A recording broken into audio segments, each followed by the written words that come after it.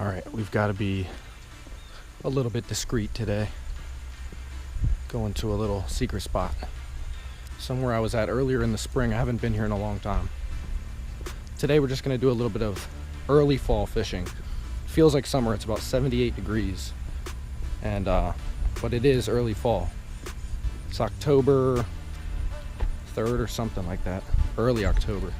I haven't been feeling well, so I haven't been able to get out. I've been coughing and all kinds of bad stuff, so usually the deal when the weather changes up. But we're going to enjoy the last of the warm weather, and the patterns of these fish should still be summer.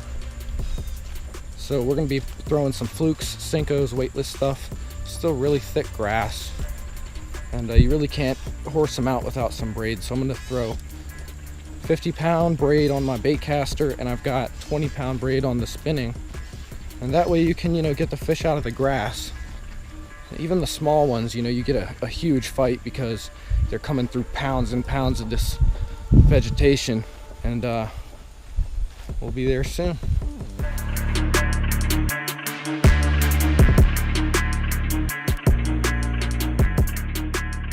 That's my main goal, is to get a nice big fish on a fluke today. Obviously the dinger, 5-inch watermelon red and black and blue.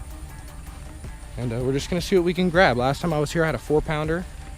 I had 2 more 3-pounders. And that's from shore, so who can complain with that, But enough of me talking, let's get to the spot.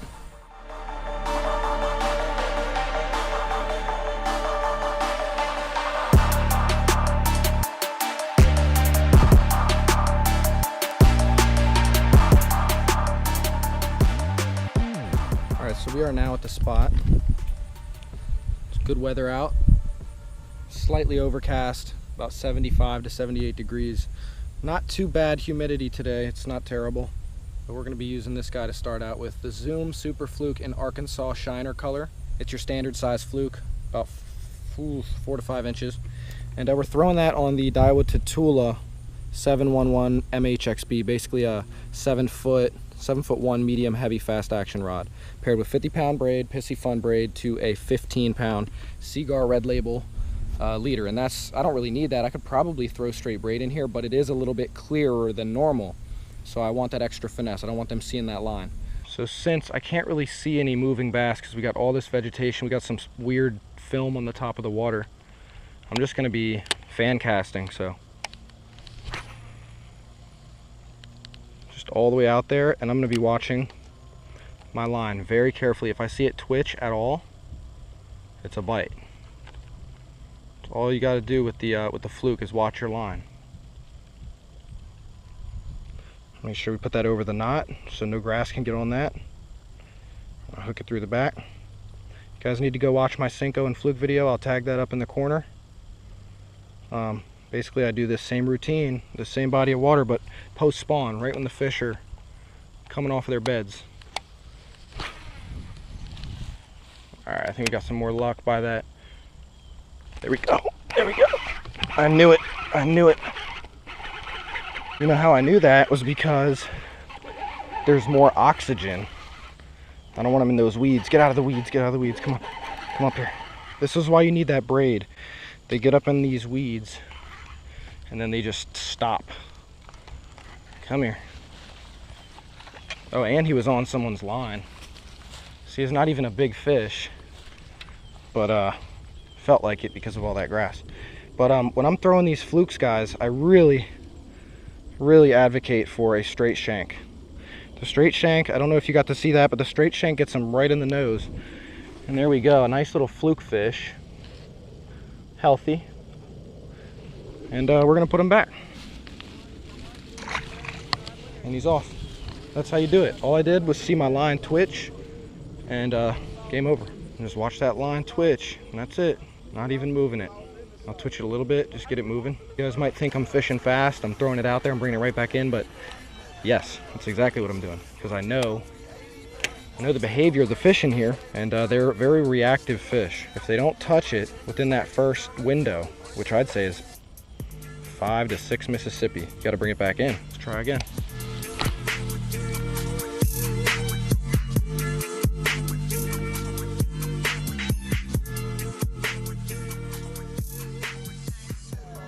So this right here is about a 5-inch fluke, maybe closer to 5 1/4.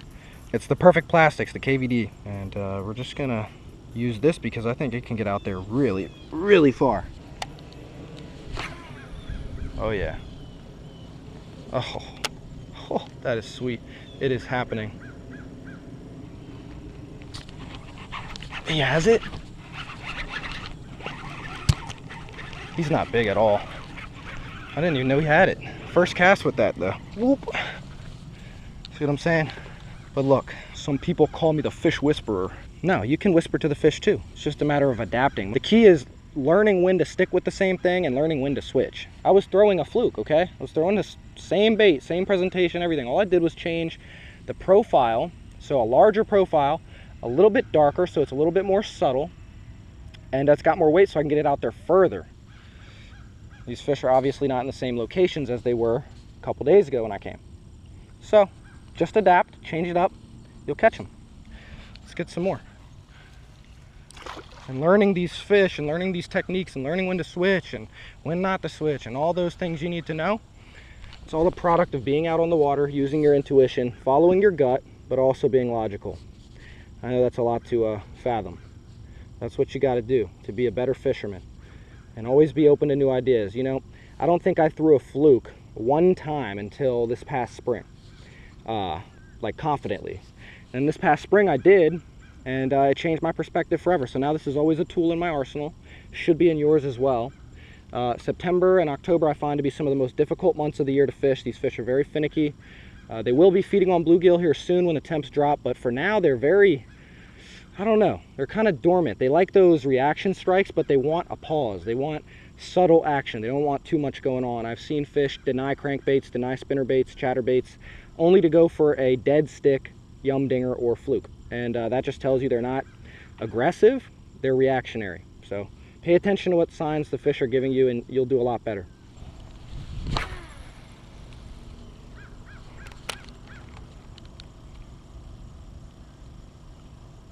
There he is.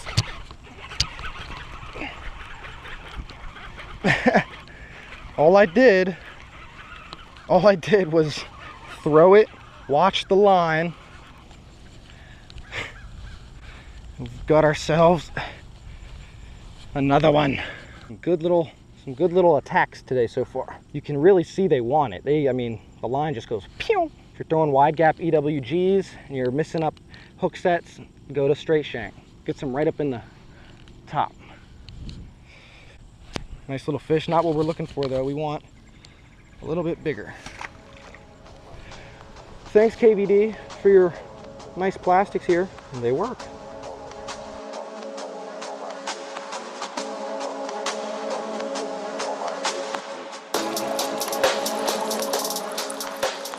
And when you're bringing that fluke in, or any weedless presentation, and it starts to drag vegetation with it, that's because the head is messed up. So you see that started to drag stuff, it means you got a hole in the head. If you had a lighter, if you guys have a lighter, you can always put the tips of these worms back together with some heat. Definitely works. Right in the sweet spot, right by the fountain, okay? By that oxygen. And what that tells me right there is we have to be perfect. If they don't take a modified bait that they just hit twice, then they don't want it. And that's because it's not the same as it was. So I modified the head just to save it, and that didn't exactly work out.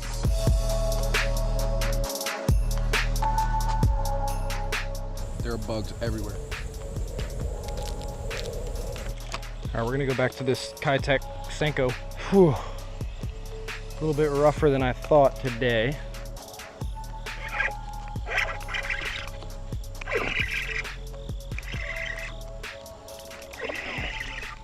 So this is not easy by any means. I don't know how big he is. But what did we do? What did we do? Nice size fish. Not bad at all. Look at all of this cabbage, man. Get all this cabbage. See what you have to bring them through? See what you gotta bring them through? Cabbage. It's the biggest one so far.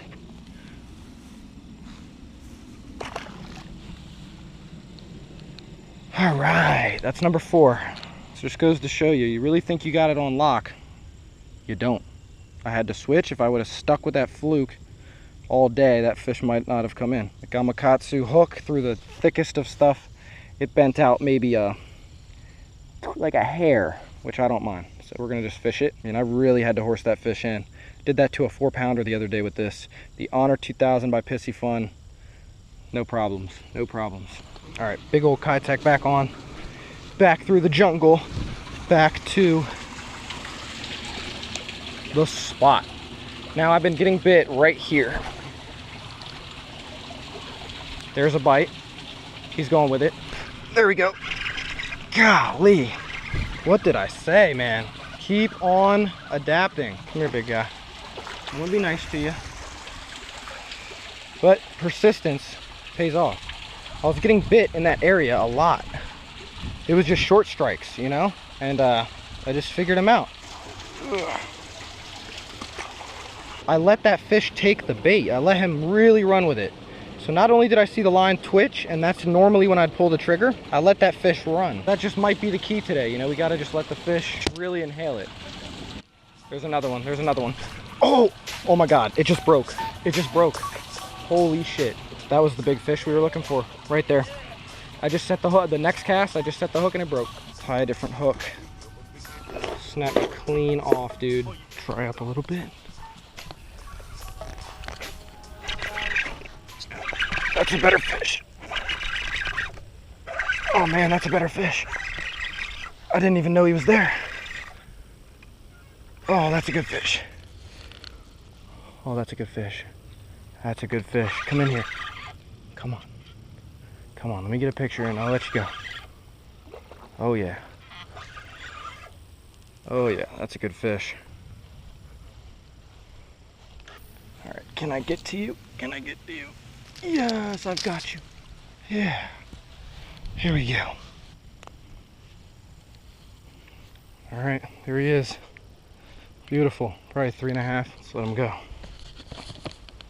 Thank you so much. What a beauty. Nice. With the Kitech.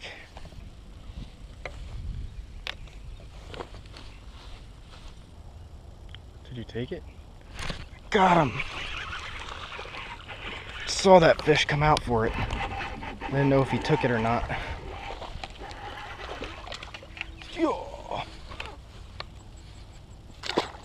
We're catching fish. It's all that matters. And these the earlier fish in the day were all very finesse bites, just dead stick. As the day has gone on, been more reaction strikes. Ooh. Ooh.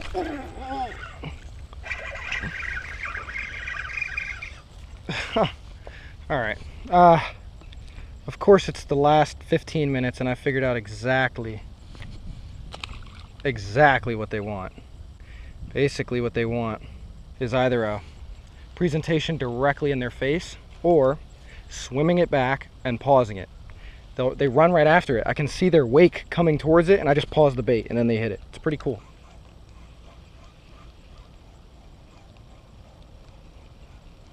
All right. I'm looking for any kind of wake around it. Anything. Ooh, ooh, ooh. It's amazing how you can figure them. You really got to pay attention. That's a nice fish. Come on, stay up out of there. Stay up out of there. Stay up out of there. Come on. He doesn't have too much grass, so we can flip him. Oh. Oh. They're all kind of that size today. I don't know what's going on. Bye-bye. Just like that, we are down to 2 of these Kitechs. Unbelievable. Should have grabbed more when I could. Oh my God, I didn't have the camera on. No way, I didn't have the camera on. I've got a giant. I've got a giant. I literally ran down here. Oh my God, he's a big fish. Come on, baby, stay on here. I ran down here because I was curious, because I was like, I've got big bites here. Oh yeah, that's a big fish. Oh my God. Without braid. Come here, mama. Yeah. Oh, that's a pig. Oh my God. Oh my God. Don't. No. Come on,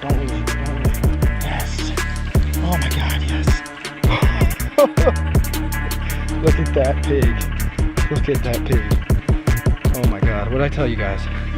What did I tell you? I told you I knew the spot. I knew where we'd be at.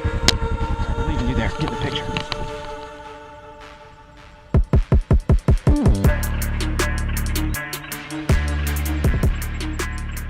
Thick.